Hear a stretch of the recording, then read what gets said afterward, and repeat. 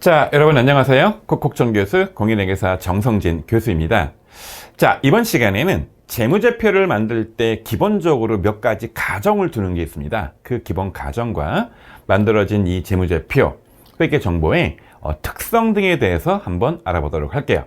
자, 먼저 출제 경향입니다. 이론 문제로만 출제가 되는데요. 이 재무제표의 작성 기본 가정과 회계정보의 질적 특성, 요게 1년에 한 문제쯤 출제가 돼요. 뭐 그닥 중요한 내용은 아닌데요. 여기 나와 있는 이 재무제표의 작성 기본 가정은 거의 출제가 되지 않고요. 주로 밑에 보시는 것처럼 이 회계정보의 질적 특성이 출제가 되니까, 자, 어려운 내용 아니니까요. 암기하지 마시고요. 지금부터 제가 설명드릴 내용 바탕으로 해서 잠깐 기억해뒀다가 출제가 되면 꼭 맞춰야 될 중요하진 않지만 되게 쉬운 내용이다. 그렇게 이해하시면 되겠어요. 자, 회계 정보의 질적 특성, 그리고 재무제표의 기본 가정 어떤 게 있나 지금부터 알아보도록 할게요. 자, 먼저 재무제표 작성의 기본 원칙입니다. 크게 세 가지가 있는데요. 여러분 요거를 다른 말로 뭐라고 부르냐면 회계 공준이라고 부르기도 해요. 그 한자인데요. 이 회계 공준은 다시 말씀드리지만 회계 공준이다 라고 하면 그냥 요 세 가지를 말하는 건가 보다. 그래서 그 기본적인 공통적인 기준이 있나 보다. 여러분 정도만 이해하면 되는데, 그 첫 번째가 바로 기업 실체의 가정이에요. 자, 실체. 자, 여러분 실체라는 단어는요, 실제 뭔가 있다라는 뜻이잖아요. 자, 예를 들어 볼게요.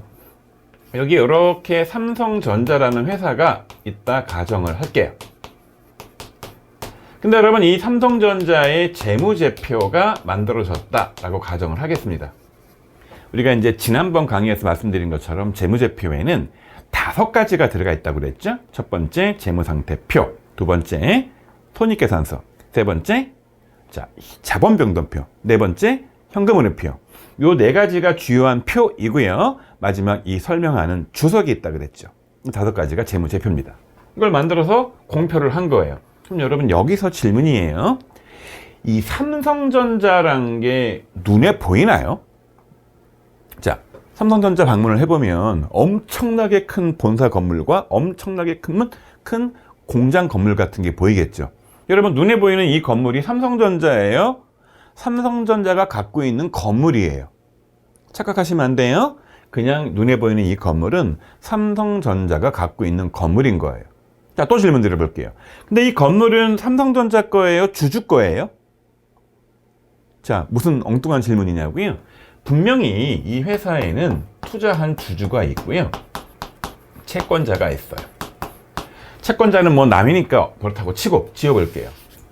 그러면 이 재무제표는 주주의 현황을 알려주는 재무제표인 거예요? 삼성전자의 현황을 알려주는 재무제표인 거예요? 말을 바꿔볼게요. 이 건물은 주주 거예요? 삼성전자 거예요? 여러분 엄밀히 말하면요, 주주 거 아닙니다. 그 건물은 삼성전자 거이고요. 다시 말씀드리지만 우리가 보는 거는 건물을 보지만 넓게 보면 삼성전자라는 거 안에 있는 건물과 기계장치와 등등등등 모든 것들을 다 포괄해서 이 재무제표가 현황을 보여주는 거잖아요. 그래서 엄밀히 말하면 삼성전자에 주주가 있는 거지만 이 재무제표는 주주가 아니라 요 삼성전자 거를 알려주는 거란 말이죠. 보여주는 거란 말이죠. 따라서 이 삼성전자는 눈에 잘 보이지 않지만 이게 별도로 뭐가 있는 거다? 실체가 있다 라는 가정에 의해서, 다시 말하지만 주주께 아니라 삼성전자 거의 현황을 알려주는 재무제표를 만드는 거다. 여러분 이런 가정이에요. 그래서 회계가 보고할 대상은 이 주주나 채권자들이 아니라는 거예요. 자, 독립된 별도의 특정 기업. 자, 여기서는 삼성전자에 대해서 보고를 한다는 겁니다. 여러분 그래서 오해하시면 안 돼요. 우리가 앞으로 볼 재무제표는 특정 주주나 채권자가 아니라 이렇게 법적으로 독립된 특정 실체에 대한 거를 보고하는 거고, 여러분 이 회계 공준을 뭐라고 부르는 거라고요? 이 가정을 뭐라고 부르는 거라고요? 회사가 별도로 실체가 있다 라는 가정이다. 기업 실체의 가정, 여러분 기억하시고요. 두 번째는 바로 계속 기업 가정인데요. 여러분 기업이 계속 할까요? 중간에 망하거나 폐업도 할까요? 여러분 실제로는요, 상당수의 기업들이 중간에 망해요. 내지는 더 이상 회사를 운영하지 않고 폐업해요. 그래서 계속하지 않지만 모든 게 일반적으로는 계속을 합니다. 여러분이 삼성전자가 그럴 리는 없겠지만 당장 얼마 있다 망한다 가정하면 이 재무제표가 의미가 있을까요? 그래서 보고 대상인 기업은 계속 존재한다는 전제로 이 재무제표를 만드는 거지, 기껏 재무제표 만들어 놨더니 예를 들어서 내일 폐업을 한다, 여러분 이래버리면은요 이 재무제표가 아무 의미가 없는 거예요. 그래서 우리가 말을 안 하더라도 우리가 보는 재무제표를 만들 때는 기본적으로 어떤 전제를 깔고 간다는 거예요. 이 회사는 망하지 않는다. 말을 바꿀게요. 어떻게 된다? 계속 한다. 여러분 이 회계 공준을 뭐라고 부른다고요? 계속 기업의 가정이라고 부르는 겁니다. 자, 또 하나의 중요한 기준이 뭐냐면요, 기간별로 보고하는 거예요. 여러분 그래서 우리는 일반적으로 말을 하지 않으면 그냥 1월 1일에서 12월 31일 여기 나와 있는 것처럼 통상 1년을 가정해서 재무제표를 만들기 때문에, 자, 손익계산서는 여러분 이렇게 기간에 대한 1월 1일부터 12월 31일까지에 대한 그 데이터를 보여주는 거고요. 자, 특별히 12월 31일자 특정 일자에 대해서는 뭐가 만들어지는 거냐? 자, 재무상태표가 만들어지는 거라고 했죠. 그래서 기간을 딱 끊어가지고 이렇게 재무제표를 만들고 있다라는 겁니다. 자, 여러분 지금 약간 살짝 뜬금없을 수 있긴 해요. 세 가지의 기본적인 가정, 회계 공준 말씀드렸죠? 첫 번째 뭐라고요? 별도의 실체가 있는 거다. 실체라는 여러분 단어를 기억을 하시고요. 두 번째, 망한다, 쭉 계속된다. 자, 망하지 않고 계속 간다. 세 번째, 자, 기간으로 끊어서 보고한다. 자, 기간. 여러분 요 세 가지를 꼭 기억을 하시기 바래요. 여러분 기본적으로 이 전산회계 시험은 객관식으로 나오는 부분에서 이게 나오는 거잖아요. 이런 시험들은. 그래서 회계공준, 재무제표의 기본 가정은 자, 객관식으로 나오니까 암기를 하지 마시고 이런 특성들만 이해하시고 객관식 나오면 발라낼 수 있으면 되겠죠? 여러분 이 문제는 거의 출제가 되지 않아요. 자, 출제가 되지 않지만 어려운 내용은 아니니까 출제가 된다면 꼭 맞춰야겠죠? 자, 그러면 이 내용이 어떻게 출제가 되나 문제 하나 풀어보도록 할게요. 자, 최근에 출제되었던 문제인데요. 다음은 무엇에 대한 설명인가? 라고 물어봤어요. 보기를 보니까 이제 계속기업의 가정, 기업실체의 가정, 기간별 보고, 회계정보의 질적 특성, 뭐 이런 게 나왔죠. 다시 말씀드리지만, 자, 기본 가정에 대한 질문, 회계 공준에 대한 질문인데요. 다시 말하자면 여러분 객관식이니까 여기 본문 내용이 이 중에 뭐에 대한 설명인지만 아시면 되겠죠? 볼게요. 기업은 그 목적과 의무를 이행하기 충분할 정도로 장기간 존속한다는 가정을 말한다. 장기간 존속한다. 즉 기업은 경영활동을 청산하거나 중대하게 축소시킬 의도가 없을 뿐 아니라 청산이 요구되는 상황도 없다는 가정에서 만들어진다. 여러분 이거 뭐에 대한 내용입니까? 계속기업이에요, 기업실체예요, 기간별 보고예요, 회계정보예요. 여러분 이거는요 망하지 않는다, 계속 간다라는 계속기업 가정이죠. 다시 말하지만 기업실체는 주주나 채권자가 아니라 별도 회사에 대해서 보고하는 거다라는 가정이고요. 기간별 보고는 통상 1년 단위로 끊어서 보고한다는 가정인 거고요. 요건 관계없는 겁니다. 정답은 1번이니까 여러분 혹시 다시 말하지만 자주 출제가 되지 않아요? 그러나 이렇게 나오면 그냥 국어를 묻는 문제다라고 이해하고 여러분들은 다시 말하지만 계속이라는 단어, 실체라는 단어, 기간별이라는 단어에 포커스를 맞춰서 여러분 요 의미를 이해하면 되겠죠? 자, 그러면 한 문제만 더 풀어보도록 할게요. 자, 회계순환 과정에 있어 기말 결산을 정리를 하게 되는 근거가 되는 가정으로 적합한 건 뭐냐라는 겁니다. 기업 실체, 기간별 보고, 화폐단위, 계속기업이 있는데 화폐단위라는 거는 여러분 아예 없어요. 네, 이거 없으니까 이건 3번은 답이 아닌 건데 여기는 단순히 국어를 묻는 문제가 아니고요. 약간 응용하는 문제가 되는 거예요. 자, 여러분 여기 기말결산이라는 단어가 나왔는데요. 이건 뭐냐면 저랑 이제 나중에 강론에 들어가면 본격적으로 공부할 예정인데요. 여러분 우리가 지난번에 회계순환 과정에서 기말 수정분계라는 제가 말을 한 적이 있죠. 그래서 그때 내가 무슨 얘기를 했냐면 사례를 들었던 게 매출원가를 인식하는 그러한 사례를 제가 들었었어요. 차변에 매출원가, 떼변에 상품 이런 분계를 했었죠. 여러분 이게 기말 결산의 한 사례예요. 여러분 이거를 하는 이유가 뭐냐, 쭉 해서 그냥 쫙 갔다가 나중에 수십 년 뒤에 한 번 재무제표를 만든다 라고 하면 이거 할 필요가 없는 거예요. 근데 얘는 왜냐하면 우리가 1년 단위로 재무제표를 작성하기 때문에 1년 딱 끝났을 때, 말을 바꾸면 12월 31일자가 딱 됐을 때 그 기말에 이런 것들을 수정하는 걸 기말 결산이라고 부르기 때문에, 여러분 그럼 쭉 보니까 이거는 뭐랑 관계되어 있는 것 같아요? 여기 나와 있는 것처럼 기간별로 보고를 하기 때문에 끊어서 수정하고 결산하는 거 아니겠어요? 이렇게 살짝 응용된 내용이 나오기도 합니다. 여러분 다시 말하지만 지금 회계공준 재무제표의 기본 과정 지금 제가 몇 분 설명했습니까? 10분도 안 됐죠? 자, 10분이면 끝날 내용이니까 한번 공부하시고요. 자, 세 가지가 있는데 첫 번째는 다시 말하지만 자, 실체라는 단어, 두 번째는 기간별이라는 단어, 세 번째는 계속이라는 단어, 요 단어에 포커스를 맞춰서 국어적으로 의미를 이해한 다음에 이 중에 여러분 응용될 게 얘밖에 없어요. 예, 기간별밖에. 요 정도 풀면 여러분 충분하니까, 자주 출제가 안 된다고 했죠? 출제가 혹시 된다면 이 문제는 꼭 맞춰야 되는 겁니다. 자, 그럼 다음번 내용, 회계정보의 특성에 대한 내용을 알아보도록 할게요. 자, 오늘 공부할 두 번째 내용은 바로 유용한 회계정보의 특성이에요. 우리가 이미 공부했던 것처럼 자, 재무회계는 기본적으로 회사에 대한 재무제표 5가지를 만들어서 외부에 공표를 하면 이 공표된 정보를 내부 정보자, 외부 정보자가 이렇게 같이 이용해서 본다고 했죠. 그럼 여러분 이 정보를, 여러분이나 가정을 할게요. 여러분이 주식 투자하는 주주예요. 외부 정보 이용자예요. 여러분 이런 회계 정보를 왜 보시는 거예요? 왜 보겠어요? 당연히 도움이 되니까 보겠죠.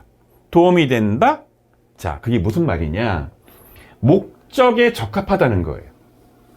누구나 무슨 정보를 볼 때는 내 목적에 맞으니까 보는 거예요. 근데 또 하나 질문 드려볼게요.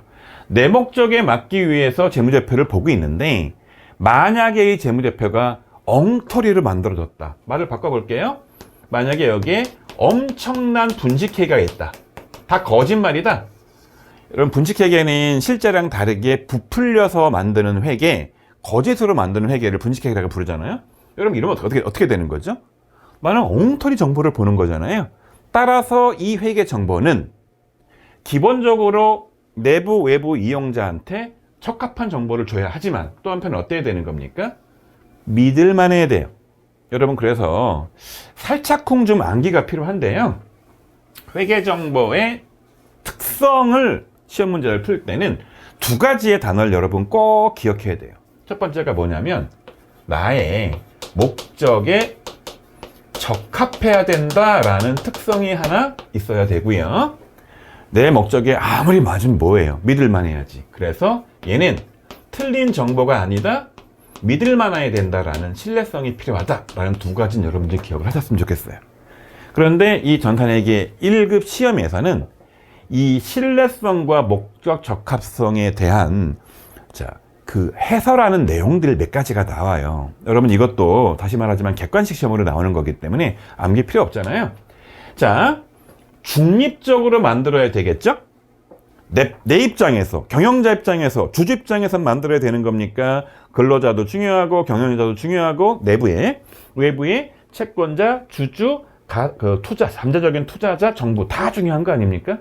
그러니까 누구나 다 믿을 만하게 만들려면 보시는 것처럼 중립을 지켜서 이 정보를 만들어야 되기 때문에 중립성이라는 여러분 단어가 나오면 이 중립성이라는 단어는 신뢰성이라는 믿을 만하다 라는 거랑 관련이 있는 겁니까? 내 목적에 맞다 라는 거랑 관련이 있는 겁니까? 중립이라는 단어는 믿을 만하다라는 단어랑 관련이 있다. 여러분 요거 기억하셔야 되고요. 두 번째가 이제 검증 가능성이잖아요.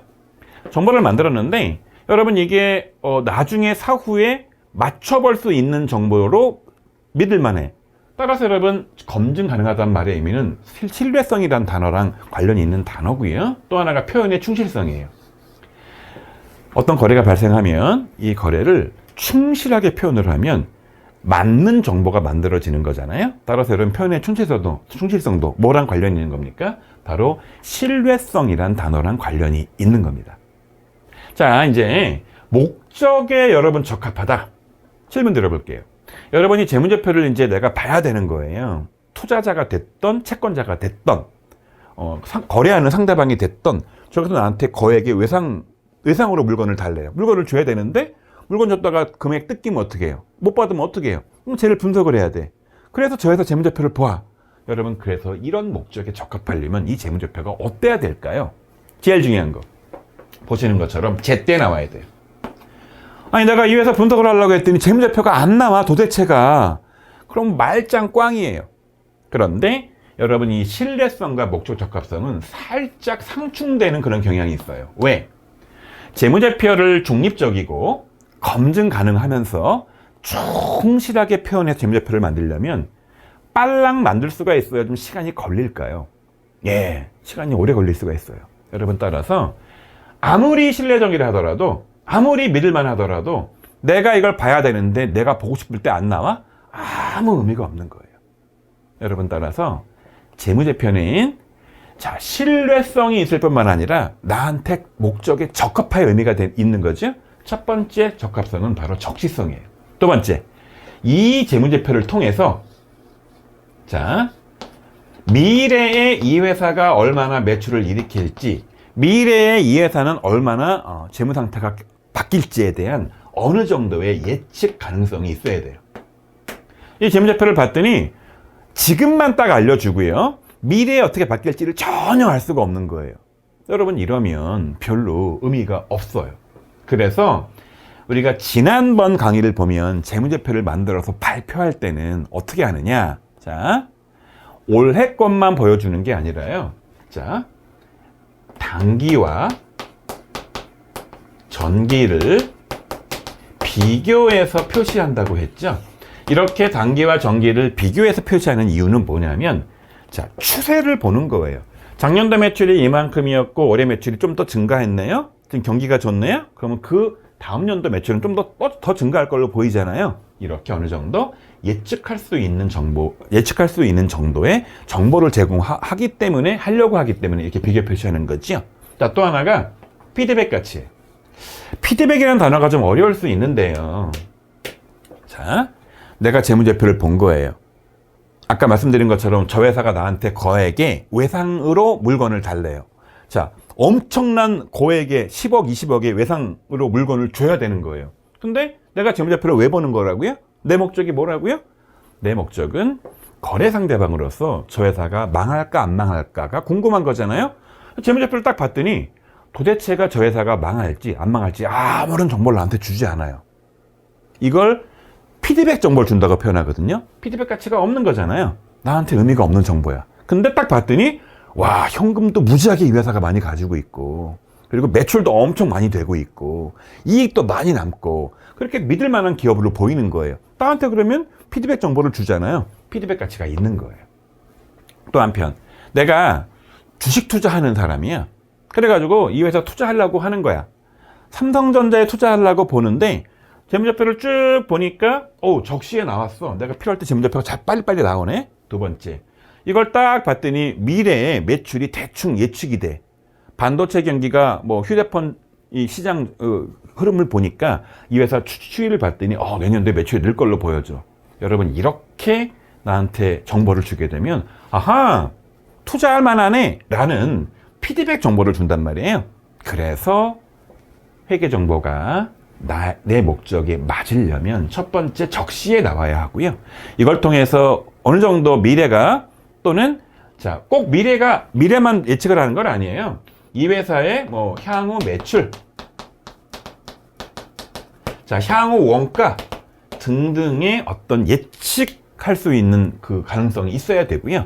그래서 내 의사 결정에 피드백 정보를 준다. 피드백 가치가 있으면 내 목적에 적합한 겁니다. 자, 여러분, 그래서요, 다시 말씀드리지만 회계 정보가 나한테 의미가 있으려면 첫 번째, 믿을만해야 돼요. 두 번째, 내 목적에 적합해야 돼요. 근데 이 두 개는 약간 상충관계가 있긴 해요. 믿을만하게 만들려면 오래 걸리거든요. 자, 뭐 여러분 이건 중요한 건 아니고요. 따라서 이 두 가지가 필요한데, 자, 중립적이다, 믿을만한 거예요. 검증 가능하다, 믿을만한 거예요. 표현이 충실하게 만들었다, 믿을만한 거예요.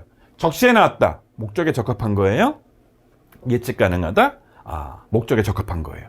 그 다음에 피드백 가치가 있어, 목적에 적합한 거예요. 여러분 요 알맹이들은 외우지 마시고요.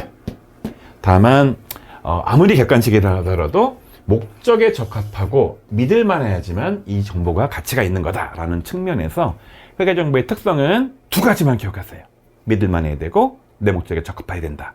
그리고 알맹이들은 자, 어디에 관련된 건지는 읽어보면 알 수 있어요. 자, 근데 여러분 여기서 하나만 더 설명드려 볼게요. 부차적인 특징이 하나 있는데 바로 이게 뭐냐? 비교 가능성이에요. 이건 그냥 모르시고 패스해도 괜찮기는 한데요. 가끔씩 시험 문제에서 묻더라고요. 예를 들어서 삼성전자하고요, 여러분 LG전자하고요, 어느 회사가 더 좋은 회사예요?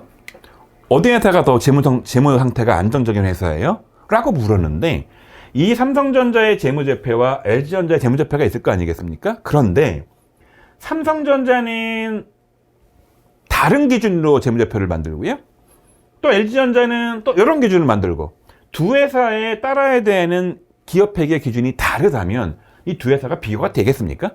안 돼요. 그래서 우리나라는, 자, 전 세계는 기업회계 기준을 만들어 놨다는 거예요. 여러분 제가 지난번에 간단하게 말씀드린 적이 있는데, 우리나라 상장회사들은 IFRS라는 국제회계 기준을 따르고 있고요. 자, 우리 전산회계 시험은 일반적으로 일반 기업회계 기준을 따라서 만들어요. 다시 말하지만 여기 삼성전자나 LG전자는 상장이니까 이 회사들은 IFRS라는 걸 따르게 돼 있는데, 국제회계 기준을 우리 전산회계 일반적으로 요거 따른다 그랬죠? 이거 왜 따르는 거예요? 똑같은 기준으로 만들어야지만 두 회사가 비교 가능하잖아요. 그래서 혹시라도 문제가 이런 기준을 만들어서 두 회사가 동일한 기준으로 만드는 이유가 뭐냐라고 물어보면 왜 있는 겁니까? 비교할 수 있으려고. 이 비교 가능성은 회계 정보의 부차적인 특징이고요. 주요한 그 특징은 바로 뭐다? 신뢰성과 목적 적합성이다. 여러분 이 정도만 기억하시면 되는 겁니다. 자, 그럼 관련된 문제 하나 풀어보도록 할게요. 자, 대표적인 회계 정보의 특성에 관련된 문제예요. 다음 중 회계 정보가 갖춰야 될 가장 중요한, 자, 질적 특성이 뭐냐라고 물어봤어요. 비교 가능성, 중립성, 목적 적합성, 신뢰성, 효율성, 다양성, 검증 가능성, 정확성. 다 들어본 용어들이잖아요. 여러분 제가 제말에 좀 아까 강의에서 뭐라 그랬냐면, 가장 중요한 특징은, 자, 일단 믿을만 해야 되고요. 또 한편 내 목적에 맞아야 돼요. 그리고 제가 뭐라 그랬냐면, 부차적인 특징에 A기업과 B기업을 비교할 수 있는 어떤 비교 가능성의 특성도 있다고 그랬잖아요. 자, 가장 중요한 특징은 보시는 것처럼 2번의 목적 적합성과 신뢰성입니다. 이게 아주 기본적인 문제이고요. 그 다음에 약간 다른 유형의 문제 풀어볼까요? 자, 다음은 재무회계 개념 체계에 대한 설명이다. 회계 정보의 특성인 목적 적합성과 신뢰성 중에서 목적 적합성을 갖기 위해서 필요한 요건이 아닌 것은 그랬습니다. 문제가 됐다 쉬운 거예요. 두 개의 특징을 이미 알려주고요. 그 다음에 여기서 뭘 묻는 거냐? 목적 적합성과 관련된 특징들만 골라서 그게 아닌 걸 고르래요. 자, 예측가치. 여러분 예측할 수 있는 특성을 준다는 거는 믿을만하다는 거랑 관련이 있는 거예요? 내 목적에 맞다는 거랑 관련된 거예요? 이거 암기해야 되는 겁니까? 예측 가능성이 있다? 이건 내 목적에 맞다는 얘기잖아요. 이거 정답 아닙니다. 피드백 가치. 나한테 피드백을 줘. 정보를 막 주네? 목적에 맞다는 얘기잖아요. 적시에 나와. 내가 필요할 때 나왔어. 내 목적에 맞는 거지요. 근데 중립성. 중립적으로 만들었대. 여러분 얘는 목적보다는 신뢰성과 관련된 내용이기 때문에 정답은 4번인 거예요. 하나만 더 풀어볼까요? 주식시장에 상장되어 있는 두 회사 중 한 회사에 투자하기 위해 두 회사의 정보를 비교하고자 하는 경우 회계 정보가 갖추어야 될 속성으로 가장 적합한 것은 그랬죠. 여러분 다시 말씀드리지만 비교한다는 말의 의미는 부차적인 특징이고요. 그래서 두 개를 비교한다. 바로 비교 가능성을 말하는 겁니다. 여러분 오늘 공부한 내용은 그닥 중요한 내용이 아니에요. 그리고 출제가 자주 되지도 않지만 어려운 내용도 아닌 거예요. 여러분 그래서 다시 정리 한번 해보면 우리가 오늘 뭘 공부했습니까? 자, 첫 번째 회계 재무제표를 만들 때 세 가지의 기본 가정이 있다고 했죠. 자, 두 번째 뭘 공부했습니까? 나한테 필요한 정보가 어떤 특성이 있어야 되는지 공부를 했던 거지. 자, 공부한 내용 여러분 한 번 공부하면 끝난 거니까요. 이제 이해했으면 잊어먹으시고 나중에 시험 직전에만 한번 정리하면 되는 거 아니겠습니까? 자, 오늘 공부한 내용 정리 한번 해볼게요. 자, 먼저 재무제표의 기본 작성 원칙, 회계 공준입니다. 첫 번째, 이 회사에 실체가 있다는 겁니다. 재무제표는 주주나 채권자 내용 알려주는 거 아니에요. 이 회사 실체에 대한 걸 알려주는 거고요. 안 망해요. 폐업 안 해요. 이 회사는 계속 간다는 전제이고요. 마지막이 기간별로 끊어서 보고한다 라는 거고, 여러분 이걸 다른 말로 하면 회계에 공통적으로 적용되는 준칙이다. 회계 공준이라고 부른다고 했죠. 또 하나 유용한 정보가 되기 위해서는 두 가지 특징이 필요해요. 하나는 뭐였죠? 믿을만해야 돼요. 또 하나는 뭐였죠? 내 목적에 맞아야 돼요. 신뢰성이 있고 목적 적합성이 있어야 돼요. 자, 제가 이 박스 안에다가 여러 가지 특징들을 제가 뿌려줄 건데 이 정보들이 두 개 중에 뭐랑 관련되는지 한번 머릿속에 한번 머리를 굴려보세요. 첫 번째, 중립성. 독립적으로 만들었대. 신뢰성이겠죠. 자, 적시성. 제때 나온대. 목적에 맞는 거죠. 예측 가능성. 정보가 나와서 예측 가능성을 줘. 목적에 맞는 거죠. 검증 가능성. 검증 가능해. 믿을 만한 거죠. 피드백 같이 피드백 정보를 줘. 내 목적에 맞는 거죠. 표현이 충실하대. 자, 신뢰적인 거죠. 여러분 그래서 중립성, 검증 가능성, 표현의 충실성은 뭐랑 관련된 겁니까? 믿을 만하다는 신뢰성과 관련된 거고요. 적시에 나오고 예측 가능하고 피드백 가치는 나한테 정보를 제대로 주는 거기 때문에 내 목적에 맞는 목적 적합성인 거예요. 자, 다시 말씀드리지만 암기하지 마시고요. 이해를 바탕으로 기억했다가 나중에 시험 직전에 다시 한번 정리하기 바랍니다. 자, 다음 시간에 또 다른 내용으로 만나 뵙도록 할게요.